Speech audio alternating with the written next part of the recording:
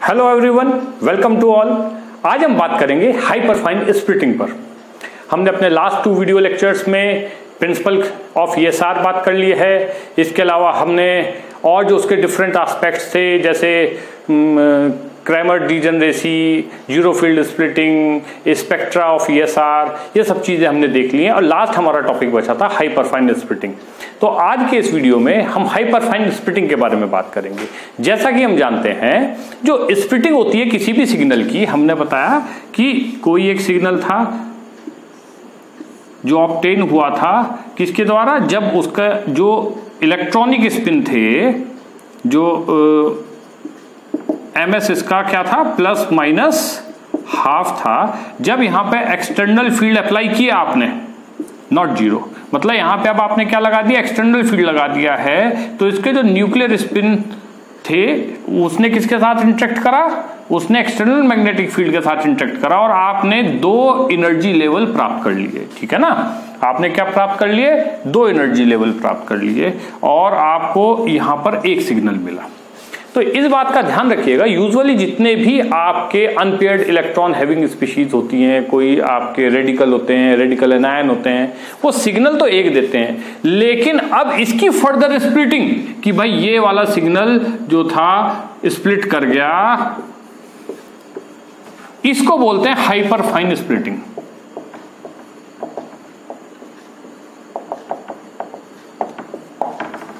अब ये 2 तरह की होती है, एक नॉर्मल हाइपरफाइन स्प्लिटिंग, एक होती है सुपर हाइपरफाइन स्प्लिटिंग। तो जी ये हम समझ लेते हैं क्या है। तो जो हाइपरफाइन स्प्लिटिंग है, जो यहां पर फर्दर स्प्लिट हुआ है एक सिग्नल, ठीक है ना, ये किसकी वजह से होता है, ये इंटरेक्शन होता है जो इलेक्ट्रॉनिक स्पिन है, इलेक्ट्रॉन स्पिन विद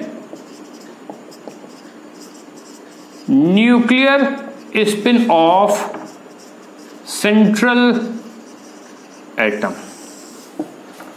जब ये इलेक्ट्रॉनिक स्पिन उस एटम, जो सेंट्रल एटम है, ठीक है ना, जहां पर आपका एक अनपेयर्ड इलेक्ट्रॉन मौजूद है, ठीक है ना, उसके न्यूक्लियर स्पिन के साथ इंटरेक्ट करे, ठीक है, और फिर आपके ऊर्जा लेवल आपस में स्प्लिट होने शुरू हो जाएं, तब हम उसको क्या बोलते हैं, हाइपरफाइन स्प्लिटिंग। ठीक है, ये एक इंपॉर्टेंट पॉइंट है, छोटा सा बिंदु है पर इसको आप याद रखिएगा। और अगर इलेक्ट्रॉनिक स्पिन इंटरेक्ट करे, ठीक है ना, इंटरेक्शन है, इंटरेक्शन ऑफ, पूरा लिख देता हूं। अब हम इसको कैसे बोलेंगे, interaction of electron spin with nuclear spin of किसके, सेंट्रल एटम की जगह हम क्या लिख देंगे, यहां पर लिगेंड्स लिख देंगे। लिगेंड्स के न्यूक्लियर स्पिन के साथ अगर वो करता है तब उसको क्या बोलते हैं, सुपर हाइपरफाइन स्प्लिटिंग। तब उसको क्या बोलते हैं, सुपर हाइपरफाइन स्प्लिटिंग। ठीक है जी, अब ये क्या बन गया है, सुपर हाइपरफाइन स्प्लिटिंग, जब जो आपके लिगेंड्स के का जो न्यूक्लियर स्पिन है वो इंटरेक्ट करता है इलेक्ट्रॉनिक स्पिन से और फिर सिग्नल क्या हो जाता है, स्प्लिट कर जाता है। ठीक है जी, तो ये इंपॉर्टेंट पॉइंट था, तो एक बार डेफिनेशन रिकॉल कर देता हूं। Splitting of ESR signal into several lines, ठीक है ना, due to the interaction of electron spin with nuclear spin of the central atom is known as hyperfine splitting. इसी डेफिनेशन को, क्योंकि ये एमएससी के एग्जाम में कई बार मतलब बच्चों को जब डिटेल में लिखना होता है तब आप ये भी एक्सप्लेन जरूर करिएगा कि ये splitting of ESR signal into several lines, ठीक है ना, due to the interaction of electron spin with the nuclear spin of ligands. ठीक है ना, इस चीज को आप ध्यान रखते हुए जरूर इसको अपना मेंशन करिएगा, तो इससे इंपैक्ट बहुत अच्छा पड़ता है आपके आंसर का। अब हम बात कर लेते हैं कि सर ये जो स्प्लिट हो गया, तो स्प्लिट हुआ तो ये जो बीच की जो डिस्टेंस आएगी, ठीक है ना, ठीक है ना, जो दो सिग्नल्स के बीच की डिस्टेंस होती है उसको क्या बोलते हैं, उसको क्या बोला जाता है, दो लाइंस के बीच की डिस्टेंस को बोलते हैं hyperfine coupling constant. Hyperfine coupling constant, hyperfine coupling constant, जैसे आपने जे कपलिंग न्यूक्लियर एनएमआर में पढ़ी थी, ठीक है ना, सेम यहां पर हाइपरफाइन कपलिंग कांस्टेंट बोला जाता है। ये क्या होता है, distance between the peaks in a spectrum, जो दो पीक आती हैं उनके बीच की जो दूरी है वो क्या बताता है, हाइपरफाइन स्प्लिटिंग कांस्टेंट बताता है। और ये क्या होता है, ये मैग्नीट्यूड डिपिक्ट करता है किस चीज का, जो डीलोकलाइजेशन होता है अनपेयर्ड इलेक्ट्रॉन का ओवर अ मॉलिक्यूल। इस चीज को आप ध्यान रखिएगा, ये भी बड़ी इंपॉर्टेंट चीज है। क्या बताता है, it depicts the extent of delocalisation, लिख देता हूं, depicted the extent of delocalisation of unpaired electron, ठीक है ना, delocalisation of extent of delocalisation of unpaired electron over the molecule. ये हाइपरफाइन कपलिंग कांस्टेंट के बारे में बात हो गई है। अब इसके बाद एक छोटी सी बात आती है, जो स्प्लिटिंग हुआ तो हमें कितने टाइप की लाइंस मिलेंगी, क्या मिलेगी, तो वो जो लाइंस होती है, नंबर ऑफ लाइंस, वो कैसे कैलकुलेट करते हैं, और इसके अलावा जो उनकी इंटेंसिटी रेशियो है वो किस चीज पे डिपेंड करेगा, इंटेंसिटी रेशियो कैसे हम निकालेंगे। वो भाई हमें एक लाइन मिली, सपोज करो एक सिग्नल यहां से यहां गया, ठीक है ना, और एक सिग्नल ये यहां से यहां पहुंचा, ठीक है, तो हमने कहा जी इनका इंटेंसिटी रेशियो क्या होगा, ये किस तरीके से प्राप्त होता है। तो इसके बारे में अब हम इसके बाद हम बात कर लेते हैं कि भाई ये किस तरीके से चलता है। तो अब हम दो टॉपिक हम बात करेंगे। पहला टॉपिक होगा हमारा कि भाई how to determine number of lines, और दूसरा टॉपिक होगा कि जो आपका intensity ratio of the number of line निकालने के लिए हमारे पास एक फार्मूला है, नंबर ऑफ लाइंस। इसको हम 2ni+1 फार्मूले से कैलकुलेट करते हैं, लेकिन ये दो कंडीशंस में लगता है। एक तो तब जब मॉलिक्यूल के अंदर क्या है, सारे के सारे कैसे सेम टाइप के न्यूक्लियाई है, ठीक है ना, और आपका जो न्यूक्लियाई है, all nuclei are same kind. अगर एक तरह के न्यूक्लियाई उसके अंदर है, मतलब सबका जो न्यूक्लियर स्पिन है वो कैसा है, एक जैसा है, ठीक है जी। और यदि उसके जो न्यूक्लियाई है वो क्या है, डिफरेंट टाइप के, हम कहते हैं if molecule has different kind of nuclei, ठीक है। तो दो तरीके फार्मूले इसमें लगेंगे। जब एक जैसे हैं तब तो simple formula 2ni+1 number of lines निकालने के लिए कि भाई कितनी लाइंस आएंगी, और एक कैसे कि भाई यहां 2n1i1+1 into 2n2i2+1 2n3i3+1 and so on. ये नंबर ऑफ लाइंस के लिए फार्मूला हो गया।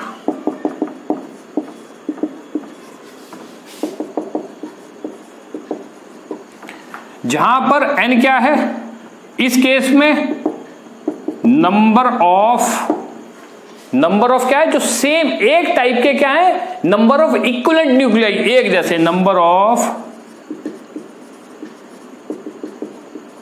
अभी एग्जांपल के साथ समझेंगे तब आपको समझ में आ जाएगा। इसमें I क्या होता है, न्यूक्लियर स्पिन, आई यहां पे क्या हो गया, न्यूक्लियर स्पिन। तो इसके हम एग्जाम्पल के साथ पढ़ेंगे, बट यहां पर एक छोटी सी बात मैं बता देना चाहता हूं कि भाई ये जो n की संख्या है, जो n है, ये किस चीज से, अब जैसे हाइड्रोजन के केस में हम देखते हैं, फॉर एग्जाम्पल सपोज करिए एक CH3 है और एक NH2 है, ठीक है जी।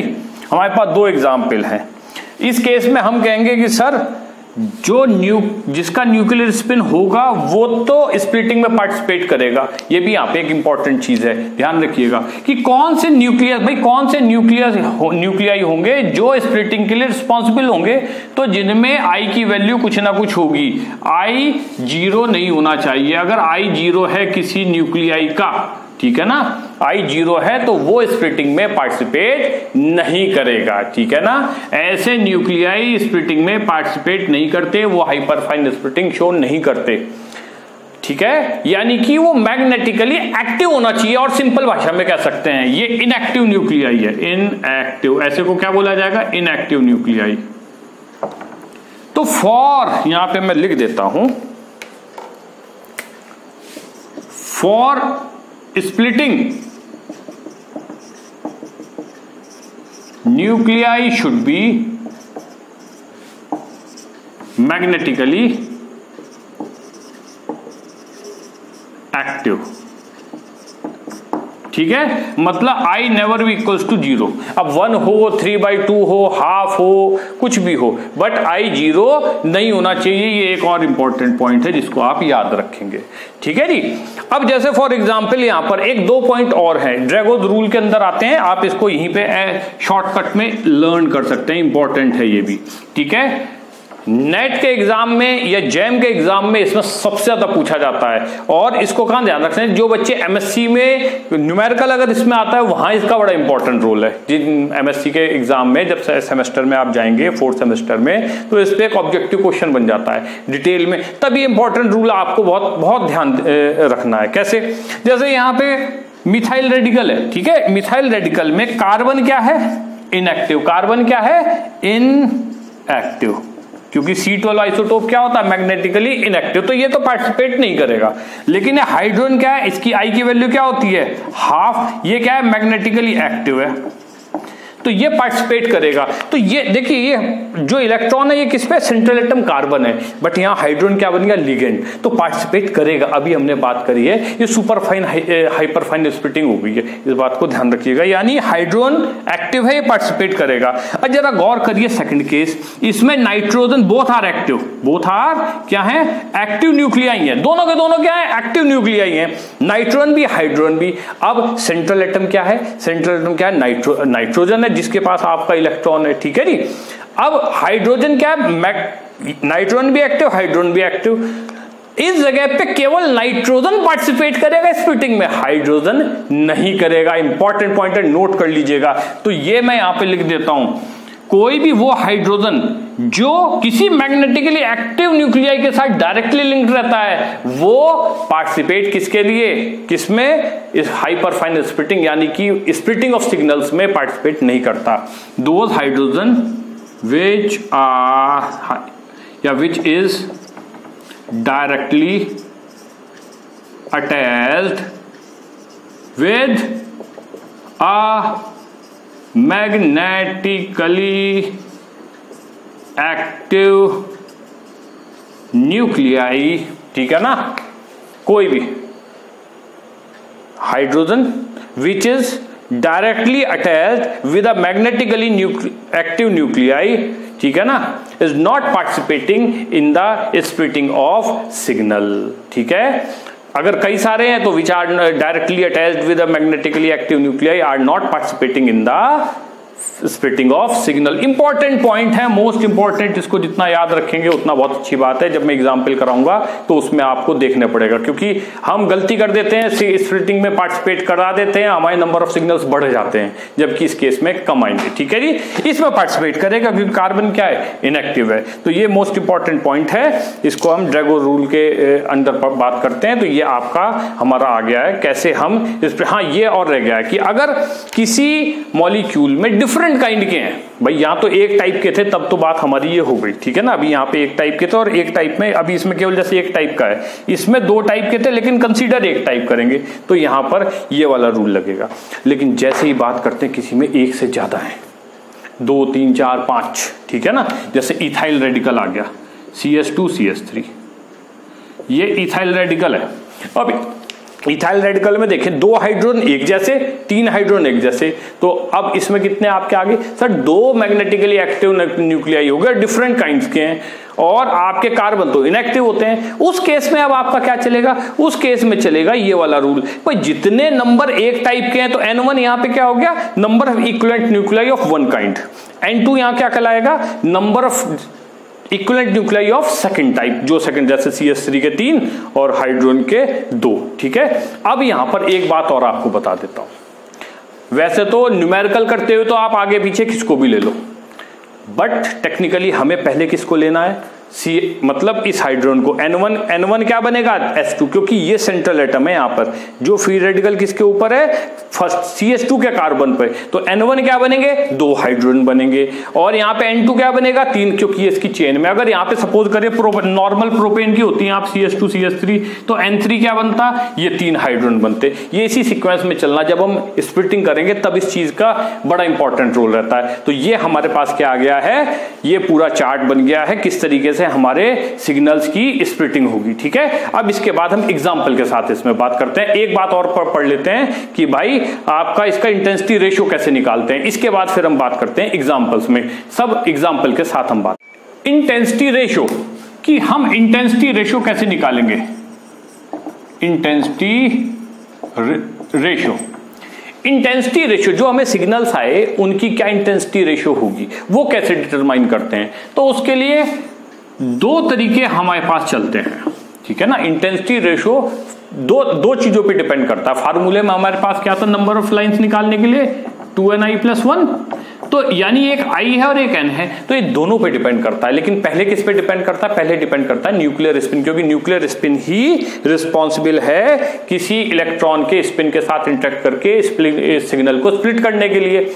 अब जब न्यूक्लियर स्पिन है, लेकिन अब आप ये खुद सोचिए कि अगर सपोज करिए किसी के पास 2 मैग्नेटिकली एक्टिव न्यूक्लियाई हैं, किसी के पास 10 हैं, तो 10 वाले का ज्यादा इफेक्ट पड़ेगा ना, तो स्प्लिटिंग बढ़ जाएगी। तो नंबर भी कहीं ना कहीं इंपॉर्टेंट रोल प्ले करता है, यानी दोनों चीजें इंपॉर्टेंट रोल प्ले करती हैं। लेकिन पहला हम देखते हैं न्यूक्लियर स्पिन यानी I। तो ये जो इंटेंसिटी रेशियो है वो हम किसके बेसिस से निकालते हैं, I। अगर I की वैल्यू हाफ है और I की वैल्यू हाफ नहीं है, ठीक है, I की वैल्यू हाफ नहीं है और हाफ है तब, अगर I की वैल्यू हाफ है तो आप लोगों ने NMR में पढ़ रखा है पास्कल ट्रायंगल रूल, वही लगा देंगे, पास्कल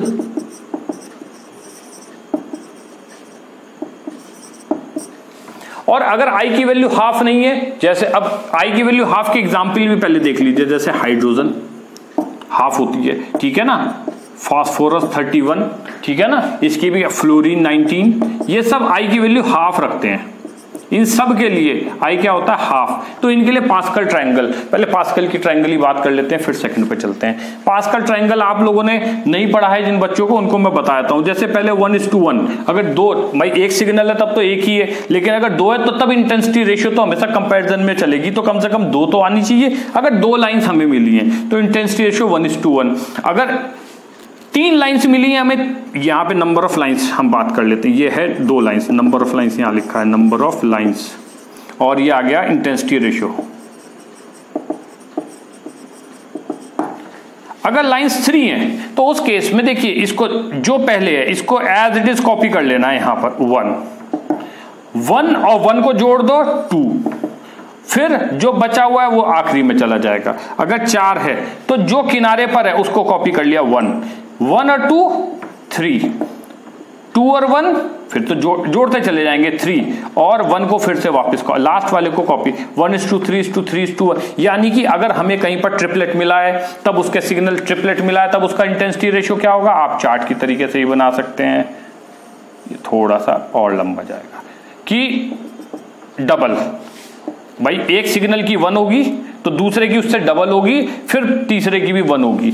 और अगर क्वाड्रेट मिला है, ठीक है ना, अगर क्वाड्रेट मिला है तब हमें क्या मिलेगा 1:3:3:1। और अगर मैं क्विंटेट मिला है, भाई 5 आ गई, कहीं पे नंबर ऑफ लाइंस कितनी आ गई 5 आ गई। जब 5 आती हैं तब उस केस में क्या करेंगे, भैया आपने ये था 1, इसका यहां उतार दिया 1 एज इट इज। 1 और 3 मिलके कितना हो गया 4, 3 और 3 मिलके क्या हो गया 6, ठीक है, 3 मिलके 6, फिर 3 + 1 मिलके क्या हो गया 4, और भाई और आपका 3 और फिर ये आखिरी का 1, तो यानी 1 2 3 4 5 सिग्नल आ गए। क्विंटेट में इंटेंसिटी रेशियो 1:4:6:4:1, ऐसे ही हम ग्राफ बना सकते हैं। जैसे इसका बनाया तो जैसे एक क्वाड्रेट का बात कर रहा हूं, फिर इसकी जगह 3 टाइम्स, मतलब पहला जो आया जितनी इंटेंसिटी रेशियो होगी उसका 3 गुना, फिर दूसरे की भी 3 गुना और फिर ये फर्स्ट, ये आपका ऐसे हमें स्पेक्ट्रा मिलेगा। ठीक है, तो ये पास्कल ट्रायंगल से ये कब लगेगा, जब आई की वैल्यू क्या है आपकी हाफ है, इस चीज का ध्यान रखिएगा, ये तब रूल लगता है। लेकिन अगर हमने कहा कि अगर आई की वैल्यू हाफ नहीं है तो यहां पे होते, अब जब आई की वैल्यू तो क्या हो सकती है, आई की वैल्यू हो सकती है आपकी क्या 1, आई की वैल्यू क्या हो सकती है 3/2। ठीक है, जैसे आपका नाइट्रोजन के केस में कितनी होती है आई की वैल्यू 1, एग्जाम्पल मैंने आपको दे दिया। और अगर कॉपर का केस ले लें या टीआई का केस ले लें, इन सब में आई की वैल्यू क्या होती है 3/2, ये आपको याद रखनी पड़ेगी। अब इस वक्त आपके जो आपका क्या बोलते हैं आपका इंटेंसिटी रेशियो होगा, तो वो पता है किस पे डिपेंड करता है, बड़ी इंपॉर्टेंट बात है, वो वैल्यू ऑफ एन पे डिपेंड करता है। इंपॉर्टेंट पॉइंट है, यहां पे नोट कर लीजिएगा। Intensity ratio depends upon N, value of N,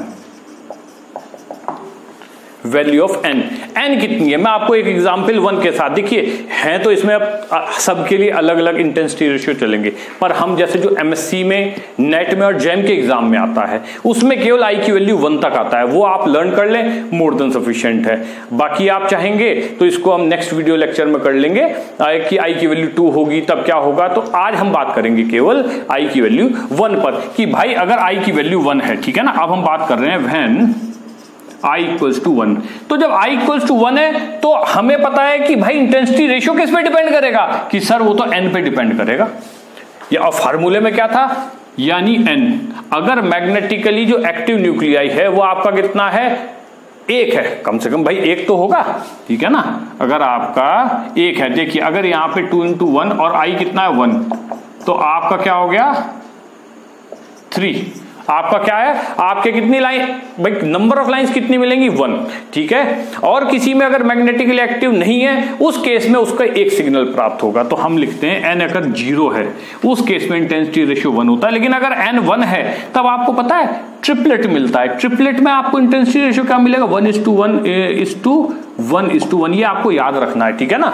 ये नेट, जैम और एज वेल एज जो आपका एमएससी 4th सेमेस्टर एग्जाम है उसमें जरूर पूछा जाता है, ठीक है ना, एमएससी 4th सेमेस्टर स्टूडेंट में स्पेक्ट्रोस्कोपी के पेपर में, ठीक है। और इसके नोट्स मैंने आपको बताया है, पहले लास्ट वीडियो लेक्चर में ही बताया है, मेरी वेबसाइट पर www.chemistrybyGuptasir.in पर, ठीक है ना। एमएससी में ESR यूनिट में जाएंगे, वहां पर आपको मिल जाएंगे पीपीटी की फॉर्म में, ठीक है ना।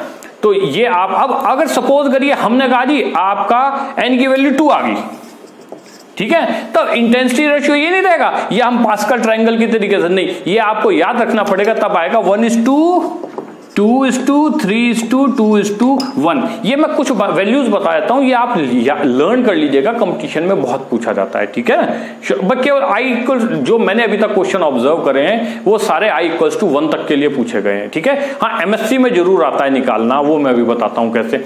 अब हमने कहा कि अगर n इक्वल्स टू 3 है, कि भाई n इक्वल्स टू 3 है, तब उस केस में क्या करेंगे, उस केस में 1:3:6:9, फिर वापस 6:3:1, ये आप लोग रेशियो याद करेंगे। 1:3:6 सॉरी यहां 7 आएगा, 7:6:3:1, ठीक है। इसके बाद अगर n इक्वल्स टू 4 है तो 1:4:10:16:19, फिर वापस शुरू हो जाएगा 16 एंड 10 एंड 4 और 1, ठीक है ना।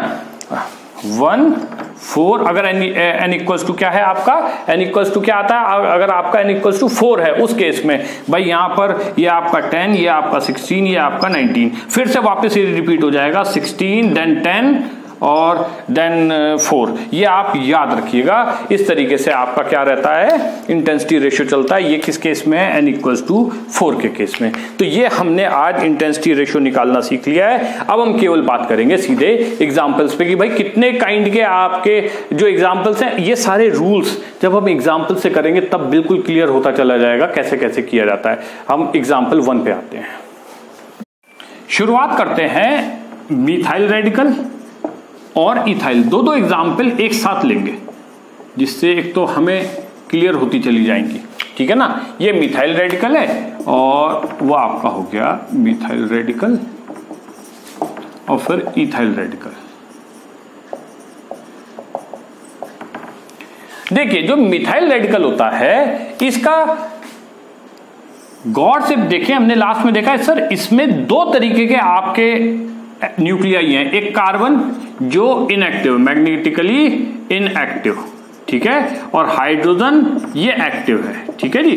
तो इसमें हाइड्रोजन किसके साथ जुड़ा हुआ है, एक मैग्नेटिकली इनएक्टिव के साथ, इसका मतलब ये स्प्लिट सिग्नल के स्प्लिटिंग में पार्टिसिपेट करेगा। ये क्या है, मैग्नेटिकली एक्टिव है, और कार्बन क्या है, मैग्नेटिकली इनएक्टिव, क्योंकि आई की वैल्यू इसकी क्या होती है 0। तो जब हाइड्रोजन पार्टिसिपेट करेगा इसका मतलब इसमें कौन सा फार्मूला आएगा, 2ni+1। क्यों ऐसा हमने कहा, क्योंकि all active nuclei are same, सारे के सारे क्या है, सेम न्यूक्लियाई है, सेम काइंड ऑफ न्यूक्लियाई है। अगर आप मिथाइल का चेक करेंगे चारों कैसे हैं, सेम है, ठीक है ना, ये सेम एक जैसे हैं आपके, ठीक है। तो इसका मतलब है तीनों एक कैटेगरी के में हैं, सेम काइंड के, तो फार्मूला सिंपल रहेगा 2ni+1, यानी कि आपका n की वैल्यू कितनी होगी 3, i की वैल्यू कितनी हो गई है, हाइड्रोजन के लिए i की वैल्यू कितनी होती है, हाफ, ठीक है ना, i की वैल्यू ऑफ हाइड्रोजन कितनी होती है, हाफ, और +1, तो यानी आपका क्या आ गया 4।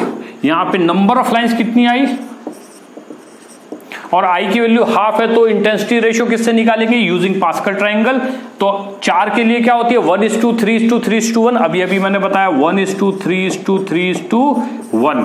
अब इसको हम कैसे रिप्रेजेंट करेंगे, ठीक है जी। तो हमने जैसे बताया कि भाई एक सिंगल इलेक्ट्रॉन, इसके लिए आपको दो आपके पास आई हैं क्या क्या, एक -½ और एक +½ ठीक है। अब आपको इंटेंसिटी रेशियो को स्प्लिटिंग आपको दिखानी है कि सर आपके पास कितनी आएंगी। अब आपका टोटल आई कितना था यहां पर, अगर आपके 3 हाइड्रोजन हैं तब क्या होगा, 3 हाइड्रोजन हैं, ठीक है ना, तो आपका कितना हो गया है, +½ +½ यानी कि 3/2, ठीक है। आपका क्या आ गया है 3/2। एक सिग्नल कैसे टूटा,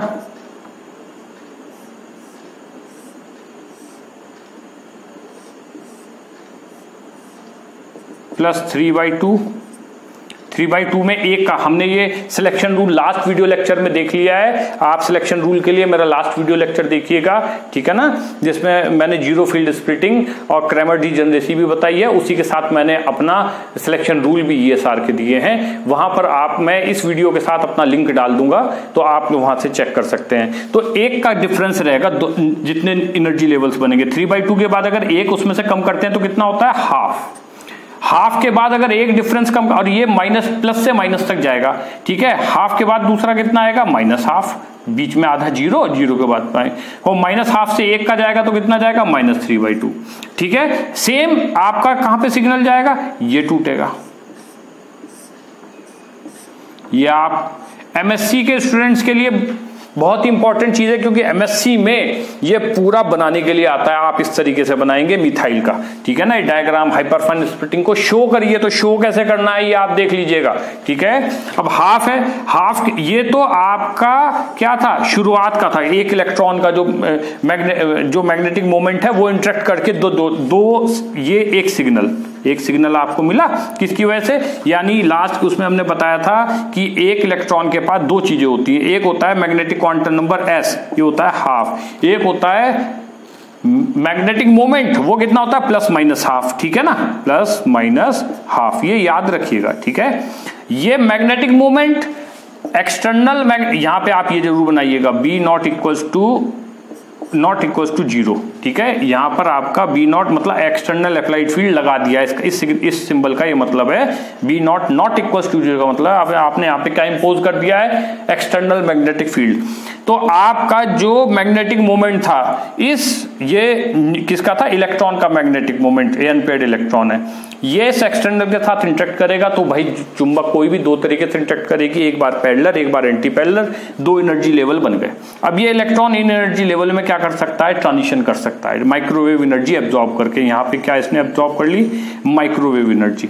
लेकिन अब इस वक्त ये जो इलेक्ट्रॉन है, ठीक है ना, ये इस एटम के न्यूक्लियर स्पिन के साथ फर्दर इंटरेक्ट करता है, फिर क्या पैदा हो जाते हैं, फर्दर ये होती है हाइपरफाइन स्प्लिटिंग। क्या हो गया, हाइपरफाइन स्प्लिटिंग। ये इंपॉर्टेंट पॉइंट है, इस चीज को आप ध्यान रखिएगा।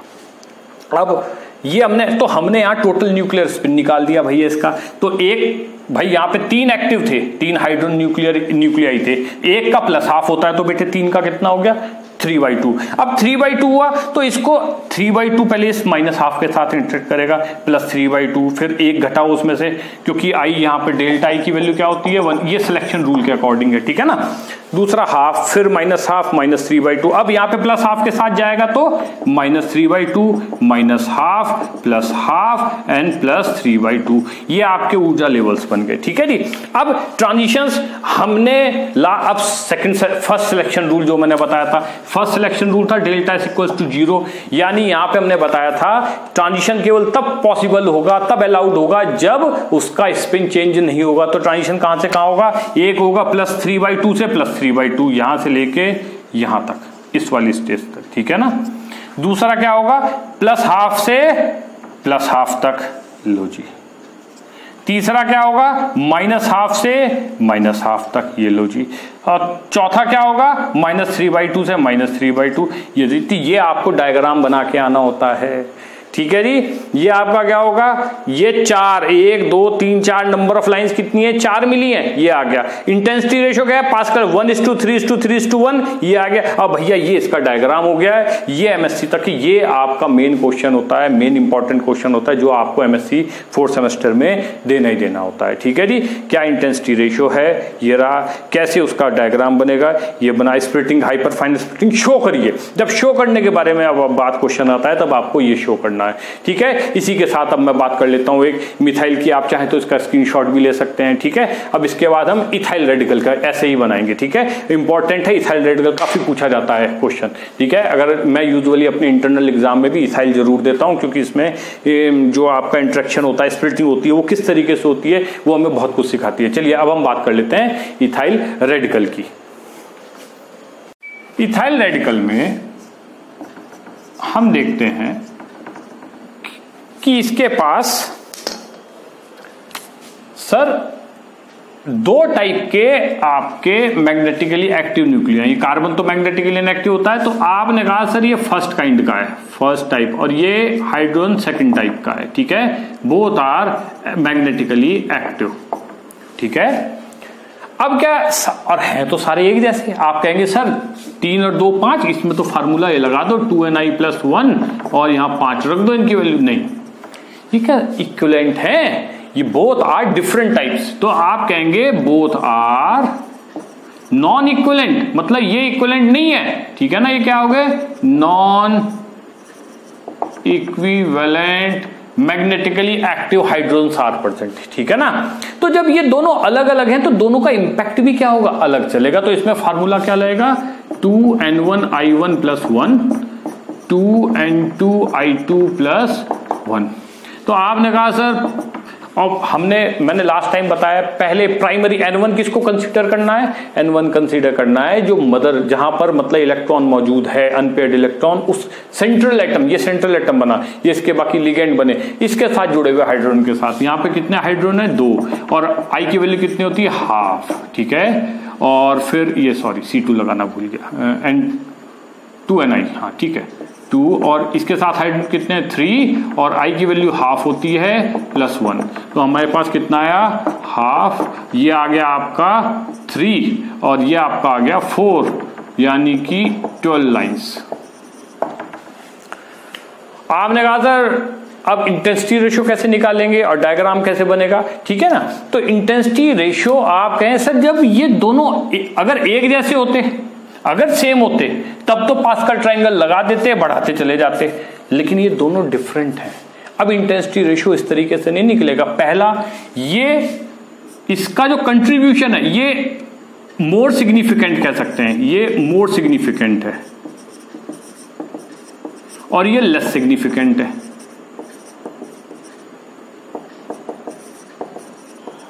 मतलब जो ये CH3 कायदे में यहां पे लिखना चाहिए था, ये 3 हाइड्रोजन है, इनका ये लेस सिग्निफिकेंट है स्प्लिटिंग के लिए, और ये दो हाइड्रोजन मोर सिग्निफिकेंट है स्प्लिटिंग के लिए, यानी इनका ज्यादा कंट्रीब्यूशन है स्प्लिटिंग में, इनका कम कंट्रीब्यूशन है। तो पहले स्प्लिटिंग इन हाइड्रोजन की वजह से होगी, 2 हाइड्रोजन की वजह से, फिर स्प्लिटिंग होगी 3 हाइड्रोजन की वजह से।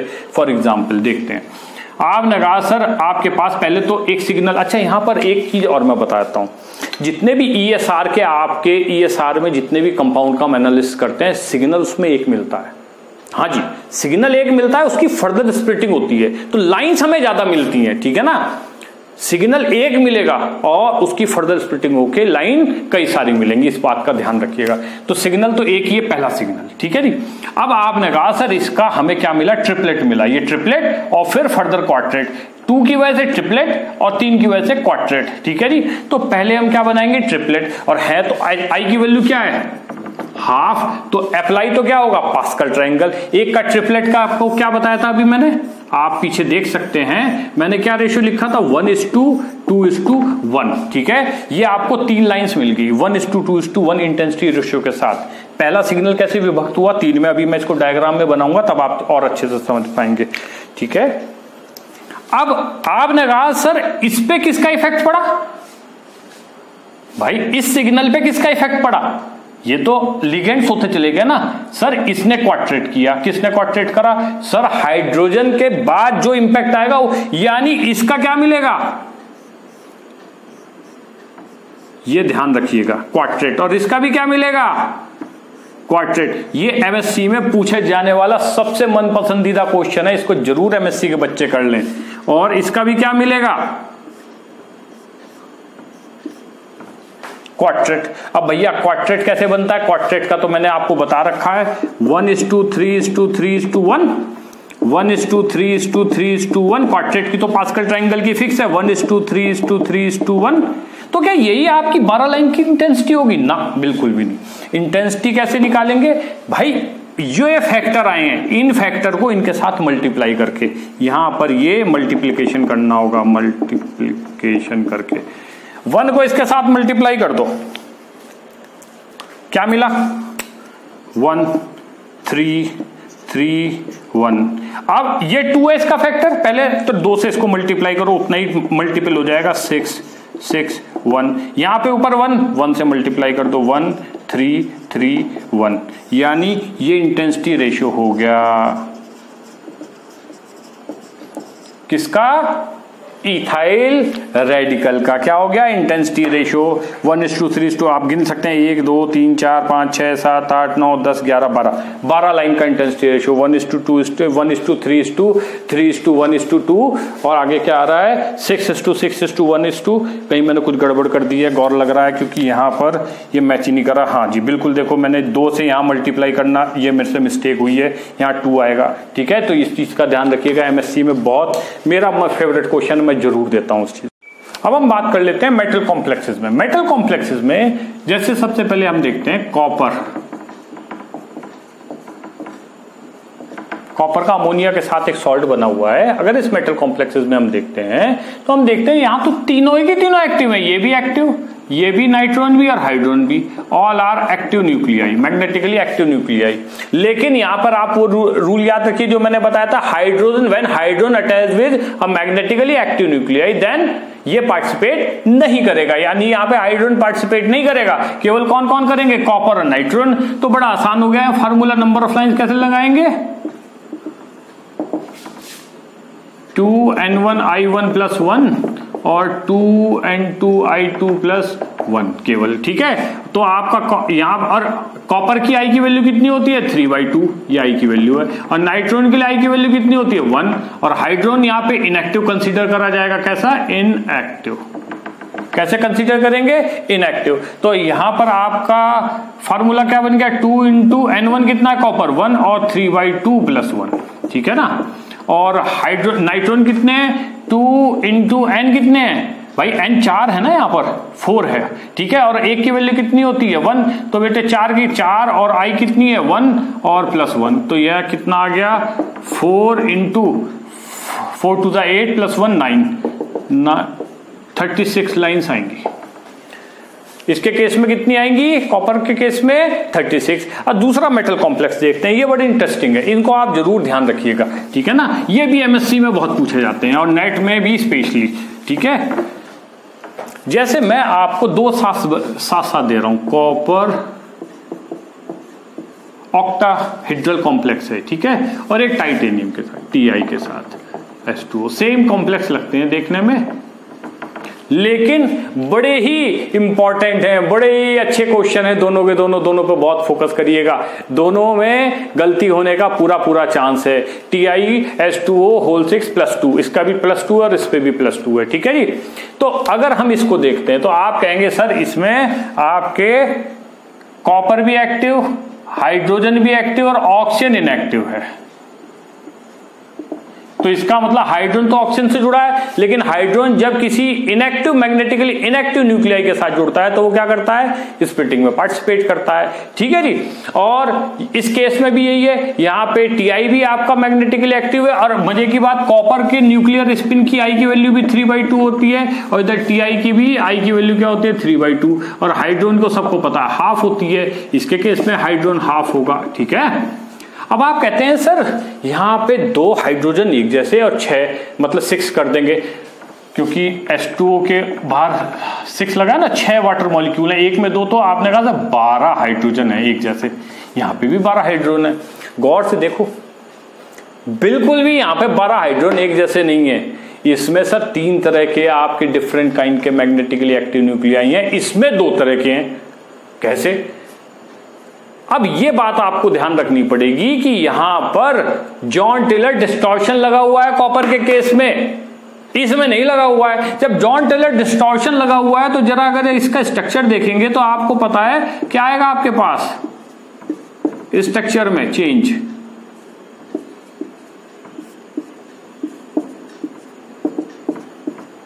ये प्लेनर इक्वेटोरियल बॉन्ड हो गए हैं, और जो एक्सियल होंगे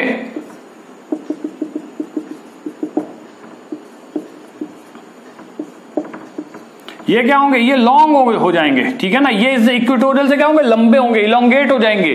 तो ये जो 2 और 2 4 हाइड्रोजन, और यहाँ पे 2 2 4 2 6 2 8, यानी 8 हाइड्रोजन एक टाइप के, first type, 4 hydrogen second type, और माय डियर कॉपर तो यहाँ पे एक एक्टिव है ही है, कॉपर तो खुद अपने आप में है ही है। तो यानी 3 आपके मैग्नेटिकली एक्टिव है, और इस केस में 2 ही है, एक तो ये टाइटेनियम हो गया, और दूसरा क्या हो गया आपका ये हाइड्रोजन हो गया। हाइड्रोजन कितने हैं, 6 दूनी 12, आपने कहा सर 12 हाइड्रोजन एक जैसे। तो इसमें नंबर ऑफ लाइन्स अलग आएंगी, इसमें अलग आएंगी, क्योंकि यहाँ पे जॉन टेलर डिस्टॉर्शन लगा हुआ है, जॉन टेलर डिस्टॉर्शन JTD, ये याद रखिएगा। अब ये आपको ढूंढना है, जब आप ढूंढ लेंगे तो आपको जवाब मिल जाएगा। यानी कि भैया अब इसमें नंबर ऑफ लाइंस और इंटेंसिटी रेशियो कैसे निकालेंगे, बड़ा सिंपल है कि भैया आपने इसमें लगाया कि नंबर ऑफ लाइंस का फार्मूला, जब 3 तरह के हैं तो आपने N1 लगा दिया, N1 1 कॉपर है, कॉपर पे आपका सेंट्रल एटम है कॉपर 1, इसकी I की वैल्यू होगी 3/2, और N तो 1 है ही है, 2Ni 2 × I × +1, और दूसरा क्या हो गया 2 × N कितना है, ये आपके 4 हैं जो सेंटर के पास हैं, पास कौन से हैं, ये 8 हाइड्रोजन, दूसरे में ये आ जाएगा, I की वैल्यू हाफ है +1, और तीसरे कौन से हैं आपके 2N कितने हैं, वो 4 हैं, और I की वैल्यू हाफ है +1, इनको कैलकुलेट कर लीजिए। ये आपके आती है वैल्यू 4, ये वैल्यू आती है 9, ये वैल्यू आती है 5। 20 × 9 यानी कि 180 लाइंस आपको मिलेंगी, और इस केस में आपको कितनी मिलनी है, 2N1 1 3/2 +1, और यहाँ पर है 2 × 12 × ½ +1, 2 से 2 कैंसिल, 4 × 13 52 लाइंस। देखने में दोनों कंपाउंड सेम, लेकिन आपके प्रोडक्ट यानी आंसर अलग अलग। तो इस तरीके से हमने देखा किस तरीके से आई की वैल्यू या जैसे ऐसे डिफरेंट टाइप के आपके न्यूक्लियाई होते हैं उस तरीके से किस तरीके से इनके आंसर्स बदल जाते हैं, ये आपको याद रखना बहुत जरूरी है। इसके अलावा बहुत सारे डिफरेंट आपके एग्जाम्पल्स हैं, वो आप देख सकते हैं। मैं 2-4 एग्जाम्पल्स और बता देता हूं।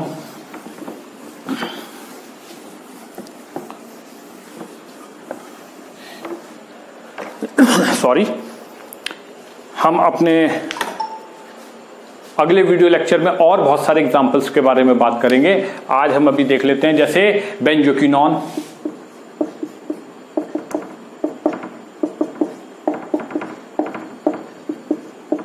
ये हमने बेंजोक्विनोन एनायन रेडिकल बना दिया, ठीक है, बेंजोक्विनोन एनायन रेडिकल। अब इसके लिए क्या होगा सर, ये देखिए गौर करिए, सिमेट्रिकल है, ये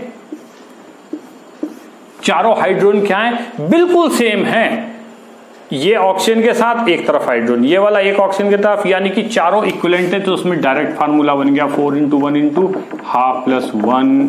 तो आपका क्या आंसर आ गया, हाफ से हाफ 4 + 1 = 5, ठीक है। 5 लाइन्स मिलेगी, यानी कि हमें क्विंटेट मिलेगा। क्या मिलेगा, क्विंटेट मिलेगा। इसी तरीके से अगर मैं बात करता हूं बाइफिनाइल्स की, ठीक है ना, आप बाइफिनाइल ले सकते हैं, नेफ्थलीन ले सकते हैं, एंथ्रासीन ले सकते हैं, तमाम एग्जांपल्स हैं। आप किसी पे भी अप्लाई कर सकते हैं और किसी का भी इंटेंसिटी रेशियो निकाल सकते हैं। सपोज करिए मैंने कहा बाइफिनाइल ले लिया, तो बाइफिनाइल में अगर आप स्ट्रक्चर देखेंगे ये होता है, ठीक है ना। अब आप बाइफिनाइल में अगर हाइड्रोजन देखें कि एक जैसे हैं, नहीं सॉरी 3, ये हाइड्रोजन के बराबर में ऐसा कार्बन है या ऐसा स्ट्रक्चर है बेंजीन। इस तरफ क्या है, कार्बन और उस पे हाइड्रोजन, यहाँ हाइड्रोजन नहीं है, ठीक है। ये वाला क्या है, इसके इधर भी हाइड्रोजन इधर भी हाइड्रोजन, लेकिन थर्ड पोजीशन पे यहाँ कार्बन आ गया, नो हाइड्रोजन, यहाँ पे कार्बन आ गया, इस पे हाइड्रोजन है, यानी ये भी, यानी ये फर्स्ट टाइप, ये सेकंड टाइप और ये वाला फिर थर्ड टाइप। अब गौर करिए जरा, देखिए सेम सिचुएशन यहाँ चलेगी, यानी ये हाइड्रोजन इससे मैच कर जाएगा फर्स्ट, ये हाइड्रोजन फर्स्ट, सेम स्ट्रक्चर इधर भी तो होगा, यानी फर्स्ट के कितने हो गए, फर्स्ट टाइप हाइड्रोजन 4 हाइड्रोजन हो गए, सेकंड टाइप हाइड्रोजन 4 हाइड्रोजन हो गए और थर्ड टाइप हाइड्रोजन 2 हाइड्रोजन होंगे, ठीक है ना, क्योंकि यहाँ के हाइड्रोजन भी मैच करेंगे, ठीक है ना। ये वाला इससे मैच करेगा तो 3 हाइड्रोजन, थर्ड टाइप में 2 हाइड्रोजन। तो फार्मूला क्या हो गया, 2 × 1 4 प्लस 1, ठीक है। दूसरा मल्टीप्लाई कर दिया 2 × 4 × ½ + 1 और थर्ड क्या है 2 × 2 × ½ + 1। तो यहाँ से ये, यहाँ से ये और यहाँ से ये, आपका बचा 5 × 5 × 3, ठीक है, यानी कि 75 लाइन्स। इसी के साथ आप बेंजीन के जो बेंजीन है, नफ्थलीन है, एंथ्रासीन है, ठीक है ना, सब में आप देख सकते हैं, ठीक है। मैं 1-2 एग्जांपल और फटाफट बता देता हूं, जैसे कि आपका नफ्थलीन,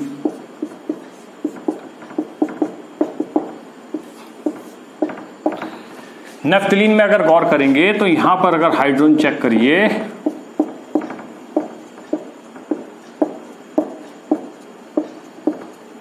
ये हाइड्रोजन इससे मैच नहीं करेगा, बिल्कुल अलग है, फर्स्ट टाइप, ठीक है। ये हाइड्रोजन इससे मैच नहीं करेगा, सेकंड टाइप। जरा गौर करिए, फर्स्ट जो ये है वो बिल्कुल ये है, ठीक है ना, सेम। ये तो ये और ये सब फर्स्ट टाइप में आ जाएंगे और ये वाले आपके क्या आ जाएंगे, ये सेकंड टाइप में आ जाएंगे। तो यानी कि आपके पास 2 टाइप के हो गए और दोनों की संख्या क्या है, 4। तो आपका फार्मूला हो गया 2 × 4 × ½ × +1, क्योंकि IH की वैल्यू हाफ होती है, और दूसरे केस में 2 × 4 × ½ + 1। तो ये आपका आ गया है 5 × 5, यानी कि 25 लाइन्स। तो ये हो गया है नेफ्थलीन। सेम एंथ्रासीन में आप लगाएंगे, एंथ्रासीन में आपकी कितनी आ जाती हैं, सेंट्रल हाइड्रोजन बिल्कुल अलग होगा और ये साइड के, ये सेकंड टाइप, ये फर्स्ट टाइप, ये सेकंड, ये फर्स्ट, ये सेकंड, ये सेकंड, ठीक है ना। और जो ये साइड के हैं ये थर्ड टाइप, ये थर्ड टाइप, ये इनसे मैच ही नहीं करेगा। तो यानी आपके पास फार्मूला क्या बन गया है, फार्मूला बन गया है 2 × फर्स्ट कौन सा है, ये 2 × 2 × ½ + 1 into 2 into 4 into half plus 1 और 2 इंटू 4 इंटू हाफ प्लस 1, यानी कि 3 multiplied by 5 multiplied by 5, 75 lines.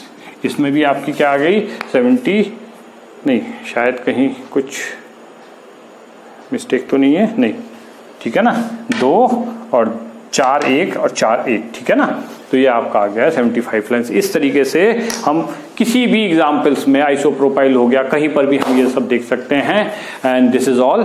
सभी एग्जाम्पल के साथ आज हाइपरफाइन स्प्लिटिंग कंप्लीट होती है। कोशिश करूंगा नेक्स्ट वीडियो लेक्चर में आपको और इसके एग्जाम्पल्स दे सकूं।